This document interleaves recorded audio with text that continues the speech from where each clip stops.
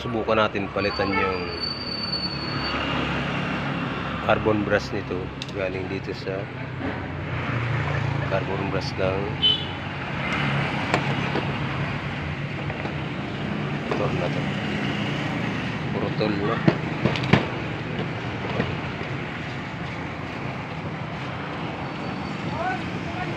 Pili ito pamalit, guys.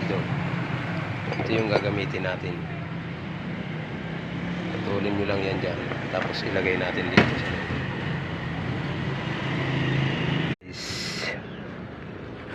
Salpak lang natin kasama yung spring.